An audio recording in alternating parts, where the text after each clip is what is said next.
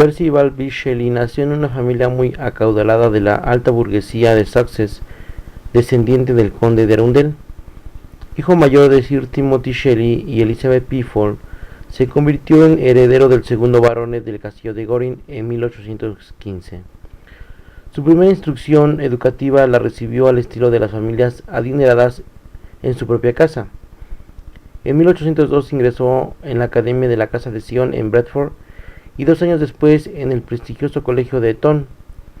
En 1810 entró a estudiar en el Colegio Universitario de Oxford, donde permaneció apenas un año. Su primera publicación fue una obra gótica llamada Sastrosi, en la que ya empezaba a despuntar la cosmovisión atea que más tarde le traía problemas. Ese mismo año, junto con su hermana Elizabeth, publicó una obra poética llamada Poemas originales de Víctor y Casiré, y poco después de ingresar en Oxford, una colección de versos llamados Fragmentos póstumos de Margaret Nicholson, en la que probablemente colaboró uno de sus amigos de la universidad, Thomas Jefferson Hong. En 1811 publicó un panfleto llamado La necesidad del ateísmo, cuyo contenido le valió ser expulsado de Oxford junto a Hong.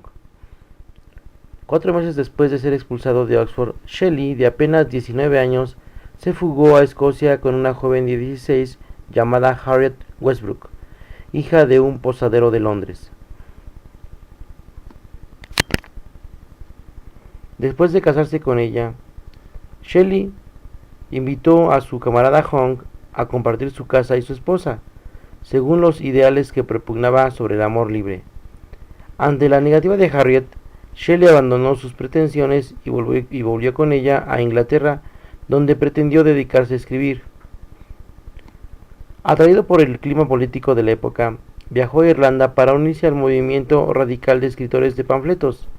En los 2 años siguientes, Shelley escribió La Reina Mab, un poema filosófico en el que se muestra la influencia que había empezado a tener en su pensamiento la filosofía radical de libre pensamiento o anarquismo que el filósofo inglés William Owen propugnaba. En julio de 1814, 4 años después de su primera fuga, Shelley repitió la jugada, esta vez con la hija de Owen, Mary. 6 semanas después de la huida, quizás con nostalgia de Londres o por falta de dinero, los 3 regresaron a Inglaterra. En aquella época, Shelley produjo la alegoría poética Alastor, o el espíritu de la soledad. A pesar del poco entusiasmo que despertó entonces, hoy día es considerada una de sus principales obras poéticas mayores. En el verano de 1816, los Shelley hicieron un segundo viaje a Suiza, a petición de la hermanastra de Mary, quien habría tenido una relación amorosa con Lord Byron. Byron había perdido el interés por la relación y utilizó la oportunidad de reunirse con los Shelley para atraer al poeta con ellos. Los Shelley y Byron alquilaron una casa en las orillas del lago Le Mans y pasaron allí el verano. La conversación habitual de Byron tuvo un efecto rejuvenecedor en la poesía de Shelley. El viaje que ambos hicieron en barca le inspiró para escribir el himno a la belleza intelectual, su primera obra significativa desde la publicación de Alastor. Por su parte, Mary también obtuvo una renta inspiradora de aquellos días, siendo entonces cuando concibió lo que sería su obra más conocida, Frankenstein. El regreso a Inglaterra estuvo marcado por la tragedia.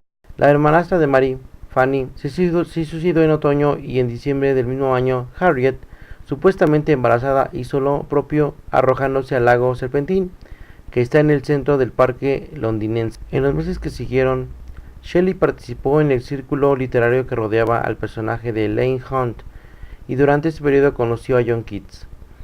La principal obra del poeta durante esta época fue Laon y Sina, un largo poema narrativo en el que se atacaba la religión y se presentaba a una pareja de amantes incestuosos. Fue rápidamente retirado de las librerías y solo unas pocas copias llegaron a venderse, aunque posteriormente sería reeditado como La Revuelta del Islam en 1818.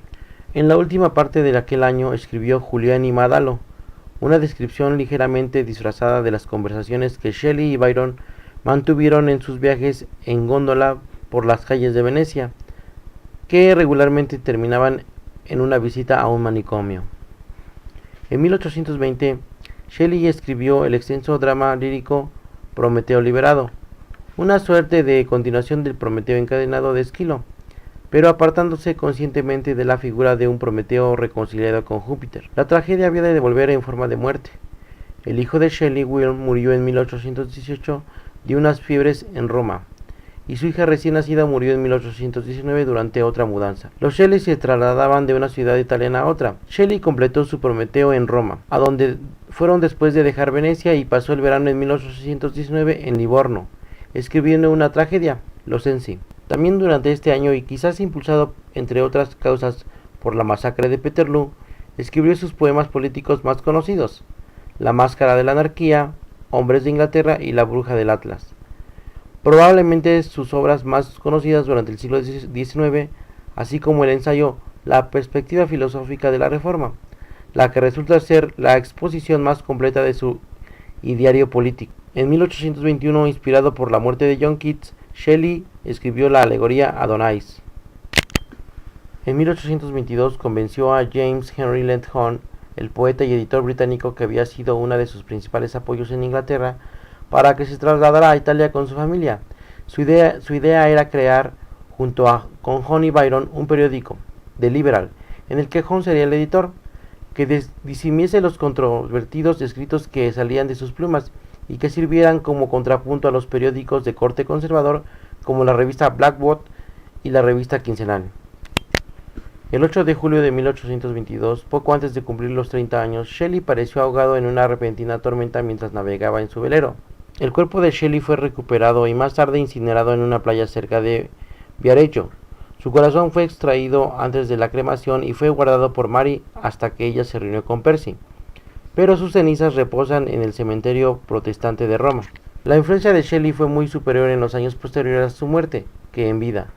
Después de su muerte, Shelley fue principalmente considerado solo en los círculos de los poetas victorianos como Tennyson y Browning, así como por los pre-rafaelistas y por los socialistas y el movimiento obrero, como Karl Marx, que fue uno de sus admiradores.